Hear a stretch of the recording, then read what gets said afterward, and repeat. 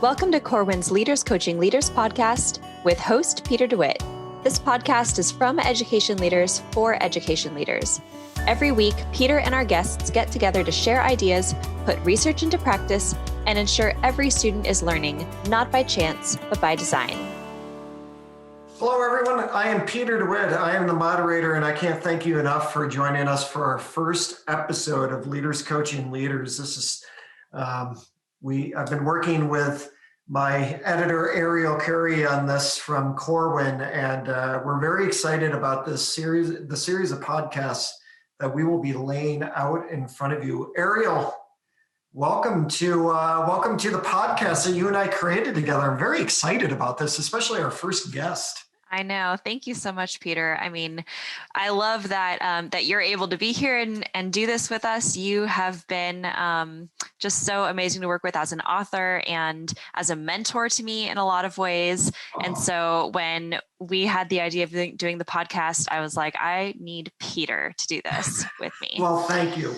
Yeah. So, and I couldn't agree more. Our first guest is Dwight Carter, who is just such a professional. And he is so modest too, because he says he's not an expert, but when you hear him talk, you want to listen. I mean, his demeanor is so calm, and he's able to just convey that sense of trust and support that you don't get from a lot of leaders. It's really something special. Yeah, it almost sounds silly when I say it, and I said this to him in after the podcast was over, though, that he gave me chills, because I think that within that expertise that he has, what's in there is this deep learning. Like, he wants to learn more about it. And that's what actually adds to his expertise and makes him so easy to talk to. We're talking about his new book that he wrote with Mark White. Unfortunately, Mark couldn't be a part of it, which Mark couldn't be a part of the podcast today because of scheduling conflicts. But Dwight really starts off by talking a little bit about Mark, which I appreciate. But their book is Leading Schools in Disruptive Times, How to Survive HyperChange, and it's the second edition. And we really go into what is the difference between the first and second edition, because I'm not a critic so much, but sometimes I'm like, oh, second edition, what does that mean? They changed a few words? That's not the case whatsoever. And Dwight actually gets into that, which I think, and by the way, I just want to tell you that I'm a little mad at you, actually, because I might as well, first episode, I might as well call you out. Well, you were the editor, and what an awesome title. Why don't you ever provide me with one of those awesome Leading in Disruptive Times? I'm like, I am so jealous from that title. Well, I can't really take credit for that title because that was Arnis, my predecessor. So I can't take credit for that title, but I promise you for your next book, I will think up an equally brilliant title for you. Okay. Well, speaking of equally brilliant, I think people are really in for a great podcast for this first one.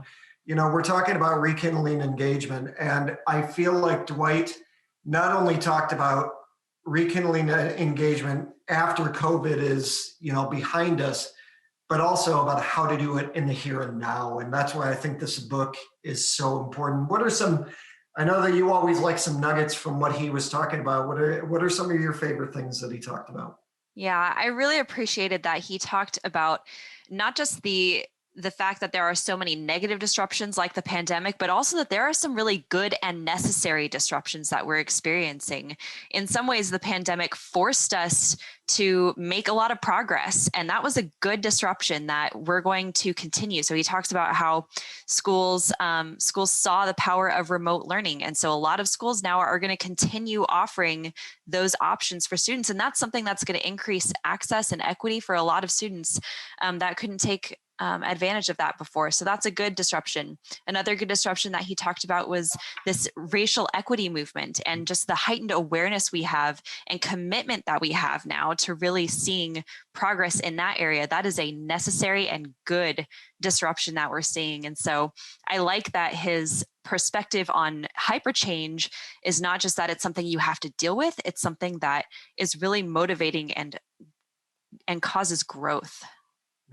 So I enjoyed the coping, adjusting, and transforming. He's going to talk a little bit about CAT and how this is not only a deeply meaningful book with the topics they explore in the second edition, but also the idea of this coping, adjusting, and transforming, which gives leaders and readers a real sense of how they can take some of these disruptive times and they can actually use them to maybe have more of a proactive approach in their schools. So welcome to the first episode where we're talking with Dwight Carter, Leading Schools in Disruptive Times, How to Survive HyperChange, that he co-wrote with Mark White. I think you're really going to enjoy this episode. That's right. Enjoy, everyone. Hello, everyone. It is great to have you. This is our very first episode of Corwin's Leader Coaching Leaders podcast. I am your host, Peter DeWitt, and we're here so current and future leaders can discuss what's working and what doesn't, the immediate needs and the evidence-based approaches for tackling immediate needs to impact student learning.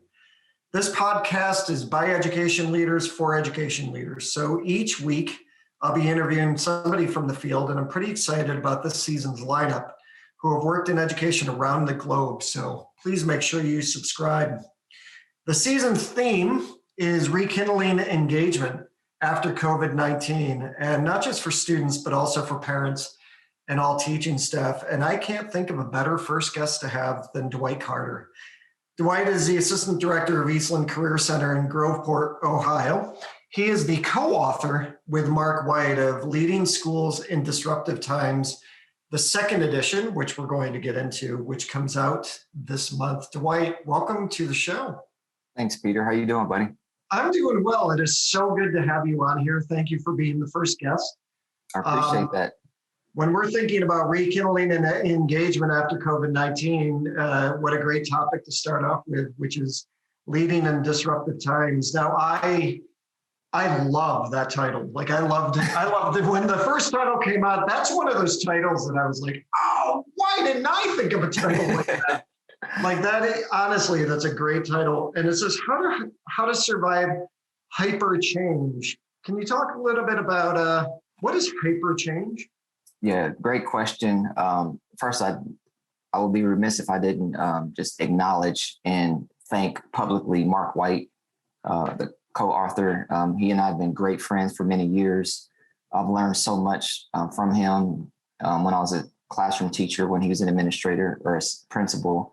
Then he hired me as an assistant principal, and I was hired as the principal. He became assistant superintendent, and we've grown so close over the years.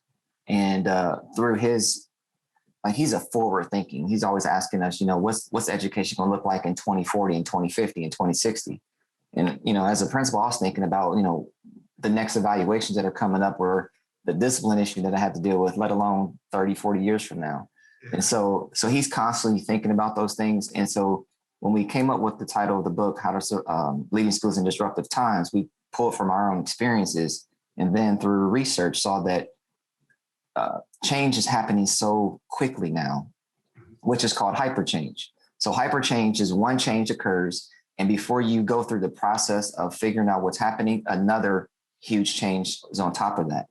As you're trying to figure that out, then a third change happens on top of that. So because of the growth of information and the speed of information, change is happening at an exponential rate, and it's not going to slow down. So this is the new normal that we have to get used to. And so how do we focus on that exponential hyper change while maintaining some type of stability while we're also changing with the times?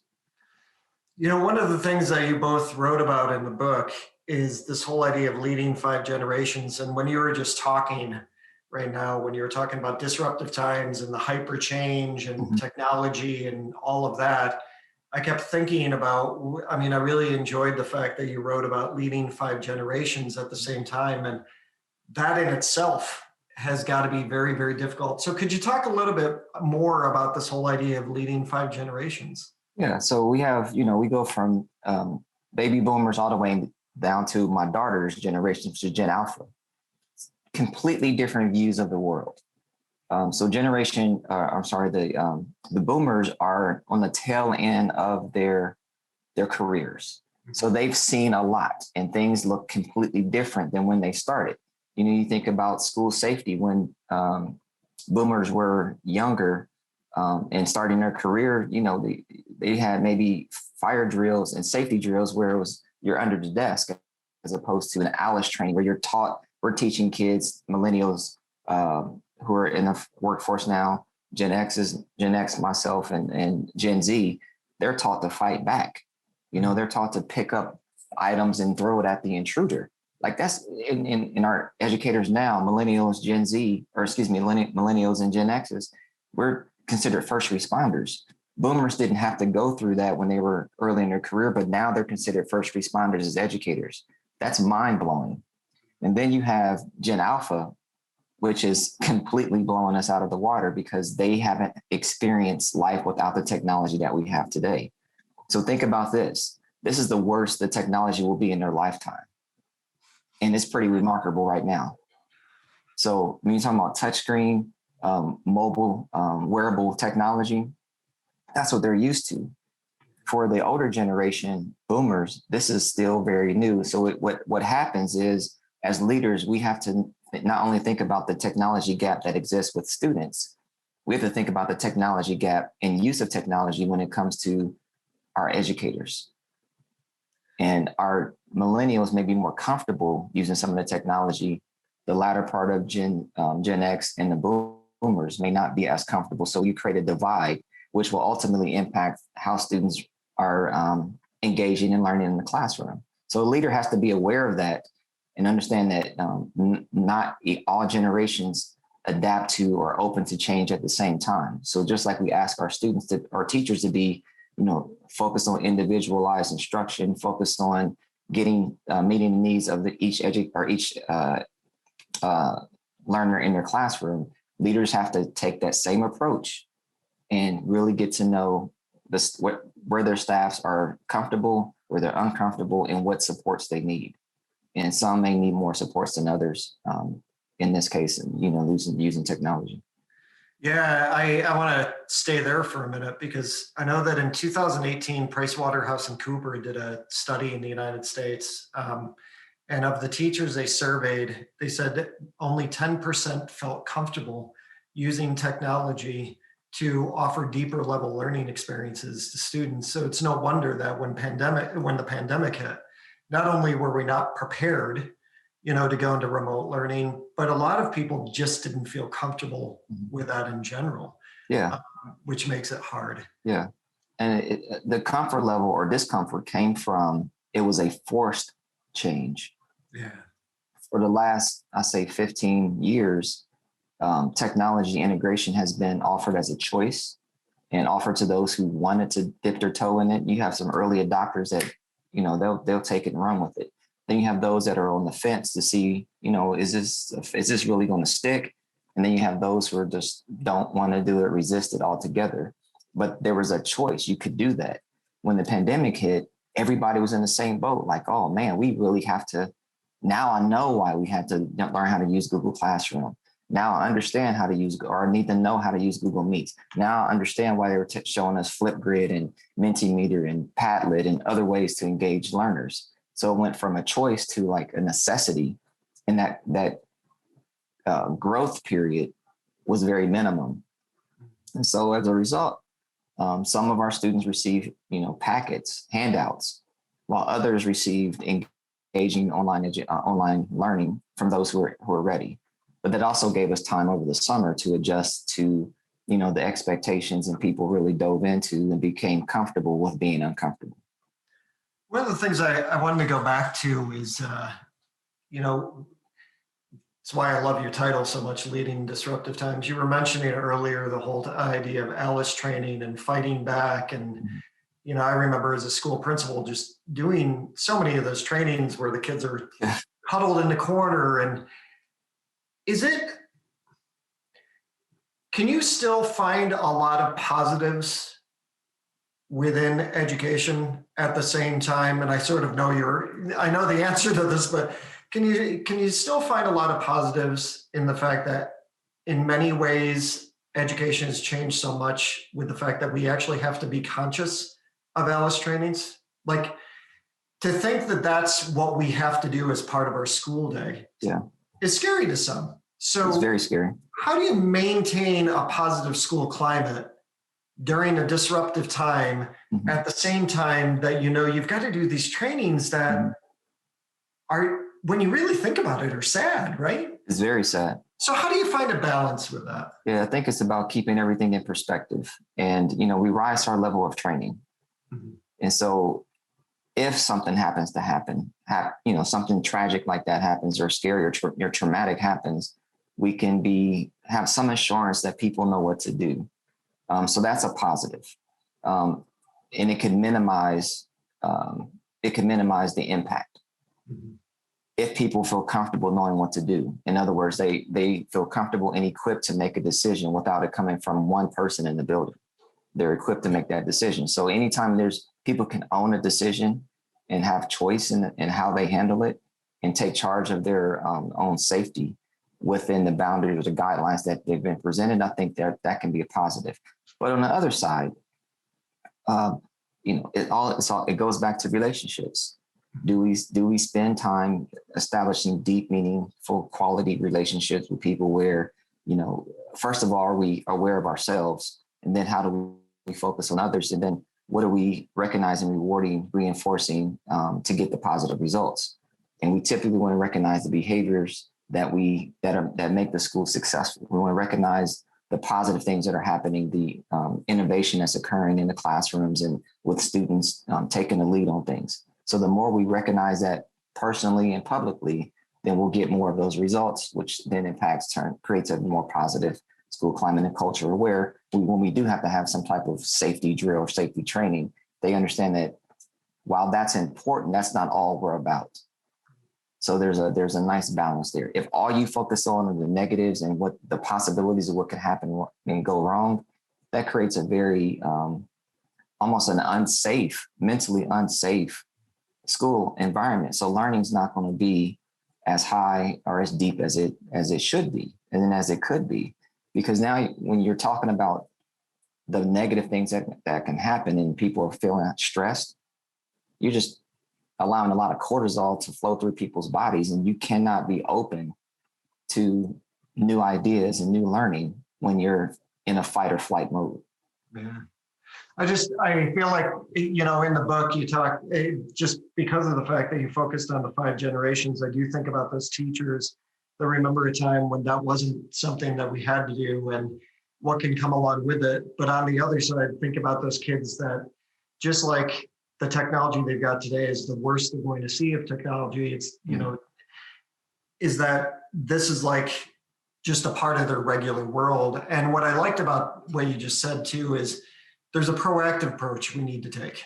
The ALICE training, the other stuff is going to be the reactive approach, but the proactive approach are those relationships that we're building throughout that time. And I love that you're focusing on that.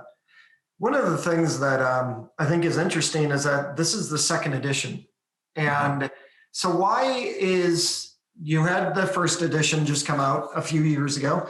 I'm guessing there's a major reason why the second edition came out. I'm thinking I might know what it is, but talk to me a little bit about what sort of inspired the two of you to say, hey, I think we need to do a 2nd edition of the book. Well, good question. We were asked to write the 2nd edition because there was a huge uptake in the selling of the 1st edition. So the recognition was that people are looking for strategies, tips, ideas, suggestions on how to lead during a disruptive time. And we've never faced a disruption like the pandemic. So the pandemic was both a disruptive event and a disruption at the same time. Mm-hmm. And so let me explain that. Yeah. So March 18th, 2020, most governors, if not all governors in the entire country, announced that we're going on an extended spring break. So that extended spring break quickly turned into you're shutting down for the rest of the year. So that extended spring break was like, oh my gosh, what are we going to do during that week? And how do we get prepared? What are we actually preparing for? So that was an event that instantly changed how schools function. That was in an instant. it has now turned into a disruption because it's been a gradual shift in how we're doing business. It's been a gradual change in how we're doing school. It's completely altering our world of what we thought or what we experienced in school prior to 2020.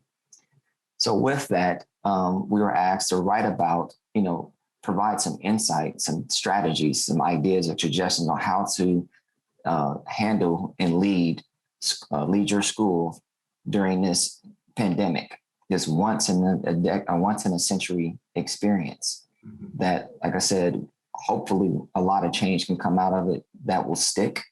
And so we focused on what leaders are doing across the country to respond to mental health issues of students, to think about instructional strategies that are online and hybrid, to think about relationship building in a time when you're not face to face. Think about school safety issues.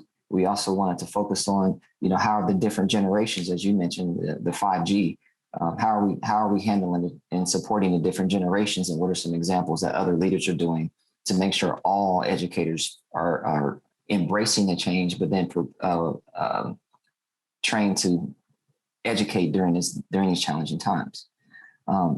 Also, transparency is becoming an even greater disruption because this is so new and there's been so many changes to individual building schedules. People want and need information in an instant. That's a challenge to leaders because we're in a pandemic, things were changing so quickly. Data's changing, and the number of people who are positive and how to report it and how to clean, like all those things had to be shared with families so they understand what's going on in the school system and then what are the next steps. And sometimes school leaders just didn't have the answers that people wanted and people expected. And so it created quite the quandary for a lot of people. So we just share some of those experiences. We outline, how to use what we call the CAT framework, which is cope, adjust, and transform. So in a normal situation, the coping part of the CAT is typically the first 24 to 48 hours. It's almost like triage. You deal with the disruption, you understand why it happened, and you stop the bleeding, metaphorically, not literally. Yeah. Then after that, you start adjusting your practices to figure out, okay, what can we do that's different that'll prevent that disruption from happening again, or be prepared when it does happen again. That's typically a 2, 3, maybe 4 week period into maybe 3 or 4 months. Then you have the transformation, and the transformation comes from reflecting on the adjustments that were made, looking at the data to find out what's been successful, what's not been successful, what other policies and practices that need to be changed and put in place, and then what philosophies do we need to adopt to move forward. So the transformation part is now that you do something different, and how do you go about doing that? In the pandemic, though, that timeline is stretched quite a bit. So some are still coping with the pandemic. Some are still coping with 100% online or a hybrid synchronous, asynchronous schedule. Some are really still grappling with that. Others have moved into the adjustment stage. They've adjusted their practices and they're comfortable with where they are. And then some are ready to transform. They've completely thrown out things that were in our pre-pandemic model that they identified. These weren't working anyway. These are things that we already had in place, but they really weren't working for all kids. We saw a lot of equity issues exposed. Mm-hmm. So some schools are in a transformation stage, are identifying, we can find ways to feed kids who don't have food at home because we did it during the pandemic. Let's maintain that. We can give kids access through providing hotspots. We can find a way to have one-to-one. We can find a way for us to provide online learning for students who are successful in that model. And so some are finding out, we're going to maintain our online school, for example, so that may come to mind. We're going to maintain our online school. We're going to hire an administrator to do that. We're going to hire teachers who want to maintain an online school. So within a public school system, you now have an online school option. So the transformation is schools are seeing there are multiple options to educate students. And if they can make those stick, that requires some policy changes, working with their state education departments, putting in some procedures and in place on what that looks like, grade reporting, things of that nature. So a lot of schools are going through this process, but it's not a linear process. It's not linear at all. Use the phrase you mentioned, it's like a wave. It's a wave, and it crashes and it subsides, and it crashes and subsides. And that's what schools are going through now when they're looking at the CAT framework. What I appreciate in the book is that, because I know that there will be people that will hear this and they'll say, okay, well, it's disruptive times during COVID. Well, we're living through COVID. We're going to be through it. But what I appreciate is that this book is more than just, not that COVID was not important and everything else, right. But it's not just that COVID is at the heart of this book, because I was reading through and I really appreciated how you looked at coping, adjusting, and transforming when it came to LGBTQ students. Mm-hmm. Like you had a section that just talked about, I think your example in there was about student use of bathrooms, yes. But the coping piece, and then the adjusting piece, and then the transforming piece. So this book is, for those listening, is not just about what to do during COVID. This has really major topics in it as well that we can still learn from. Mm-hmm. One would be LGBTQ, correct? Correct. So we outlined 7 disruptions. School safety being number 1, and it's safety, it's physical safety, but it's also emotional safety. Then we talked about the disruption of technology and how that has quickly evolved into you can't master one app, one site, one platform and think now that's it. It's constantly evolving. The key is identifying what works for you and your students, and then working through that and keeping an open mind. Then you have ed reforms. The education reforms used to last, 5, 10, 12, 13 years. Now they're coming every 3 to 4 years. And it's still trying, and then testing comes with that. Then you have the generational differences, which I mentioned. Global readiness is one of the disruptions that we talked about. And with global readiness, we're thinking about, we have the accountability system in our public schools when it comes to testing, but the standardized testing prepares students for the global economy with the global skills of, creativity, critical thinking, communication, and collaboration. But now also empathy be considered more of a global skill as well. Then there's diversity issues, and as you mentioned, LGBTQ, but also race and ethnicity, gender issues, interest, and class. So a lot of, with the browning of America that's happening at this point in time, 52% of our students are Black and brown.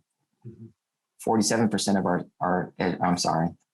about 47% of our, I think it's 47%, don't quote me on that, but the majority of our students are Black and brown, majority of our teachers are not. Mm-hmm. So we're having some differences of perspective and understanding culture or not understanding culture will create some diversity issues. Then ultimately there's transparency. The thing that is unique about these disruptions is that one could lead to another. And so we talked about the pandemic, the COVID pandemic, but we also highlight there's a second pandemic that emerged at the same time, and that was a social justice pandemic. We faced 3 or more major, murders of Black people by the hands of authorities that just blew our minds. I mean, it was shocking. George Floyd, died at the knee of a sworn public servant. 8 minutes and 46-second video that was shown that it was a powder keg that exploded. Mm-hmm. And with that, I think it gained so much momentum because of the pandemic that we're in. People were isolated, frustration levels were high, people were watching it. And what that sparked was an international protest. Not just national, it was an international protest, and all walks of life were out protesting, looking for justice, asking questions, and demanding answers. And so we talk about what the school leaders do with that, with those feelings, with those emotions. And we wrote in the book that it was a blessing and a curse that we weren't in school because we're in lockdown. Mm-hmm. So the blessing was that we were trying to grapple with and understand our own emotion. How are we going to handle those conversations with our students if we couldn't control our emotions at the same time. The curse was that we weren't in school. So students were just taking all this information in on their own. And maybe their parents were at home, maybe their parents were working. And so they're trying to understand what's happening. They're trying to process it. They're trying to find ways and an outlet to deal with the emotion. They're trying to find people to talk to about it. And so it was a very volatile situation. And it didn't go away just because, time passed. Those emotions were pent up, and we had to come back to school and think about, okay, what is it that we're really doing? Are we really a school for all kids? Are we really focusing on all students? Do we really understand we have equity issues, and what are we doing about it? And school leaders across the nation have been asking those questions, and they're still asking those questions. And so we highlight what some school leaders are doing. We pose some questions that people can ask themselves. We provide a list of resources because, you talked about our book, sales increased as the pandemic started. A lot of books around race, ethnicity, inclusion, diversity, anti-racism exploded. And so people are looking for answers. We also move and say, let's move beyond the book studies and move towards action. And so book studies is studying the book is the easiest thing you can do because it doesn't require a lot of like hands-on work. So now we show them some things you can do to say, okay, now that you've read the book, what's one thing you can do from that book that you can put in place? So we just encourage action and not just research.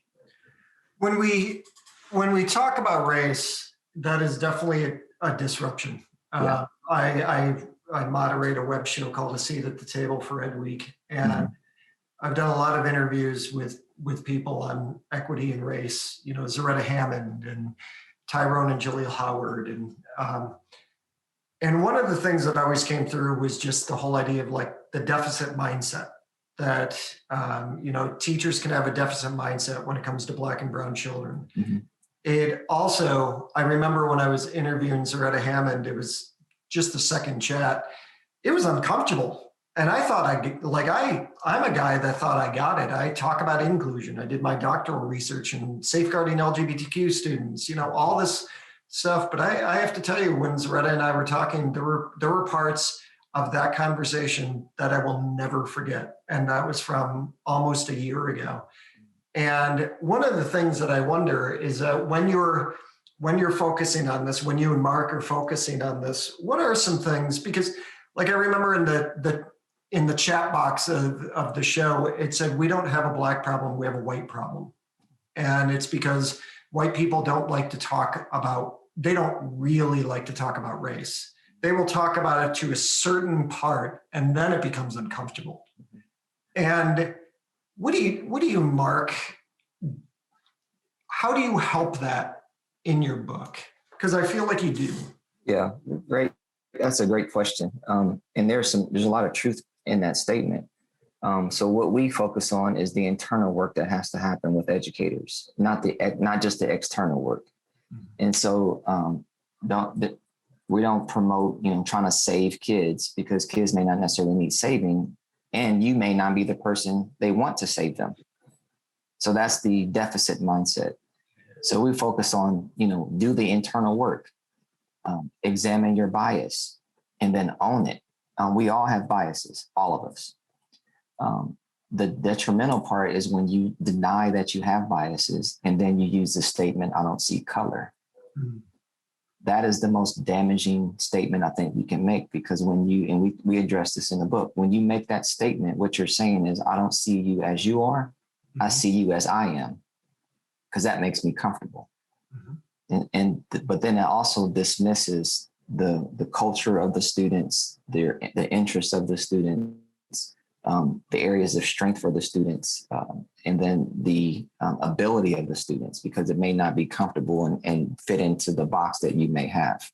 So we really focus on, providing reflective questions and then action steps educators can take, regardless of race. But primarily, we're probably addressing the white educator. Mm-hmm. And then we help them focus on the micro messages that they speak and also give off, and then focus on, with those micro messages, what are some micro affirmations you can implement. And micro affirmation is just little positive, verbal, nonverbal things that make people feel seen, heard, valued, and respected. And so those are some of the ways we help educators focus on self so that you can be better for all kids. I think it's such a deep topic that we could spend a lot of time on, because I know in the interviews that I've done, sometimes it's even, people will look and say, when it's about race, people will look and say, well, it's, conservative, white, or right wing that are the problem, when in actuality, it's also liberal white people that are. Absolutely. Because they have implicit biases that they don't even recognize. Right. And they think they're in the position to save people when they don't necessarily need saving. So this isn't just about like one group that we might have an image of in our head. This is about all of us. It's about all of us, right? And that's why I got to tell you, Dwight, I love the fact that you and Mark have approached so many of these topics. I love that title. Even on the second edition, I love that title. I just think it's such a great title. I love the idea that, with the coping, adjusting, and transforming, when I read the part about the, when it came to LGBTQ students, it was just such a great way to show people, lay out how this could look. Mm-hmm. And it even took into account the feelings and the stress and everything that people will go through. I asked you a lot of questions during the show, but I'm just wondering, is there a question that I didn't ask you that you wished I did? Not sure of a question, but more of a follow-up statement. And, you had mentioned that the section on diversity, we actually moved that up in the book from, I think it was chapter 7 to chapter 4, because it really resonates with people right now. And it also is a very uncomfortable topic. Mm-hmm. Because it's uncomfortable, that's the reason why we need to talk about it. That's the reason why we need to help guide people through that. Heck, we're still guiding ourselves through it, let alone, we're not experts in it by any means, shape or form. And, the LGBTQ T students you mentioned, that's very uncomfortable for some, because it's just, people don't understand. Like, I don't understand that. Why? And then, you talked about the bathroom situation. That was a forced change. That just happened. It was discussed somewhat, and then a federal mandate came out, and boom, it happened. And schools had to immediately adjust. That made a lot of people uncomfortable, but we had to grapple with and talk about, what are we most uncomfortable about? What is it that we're really worried about?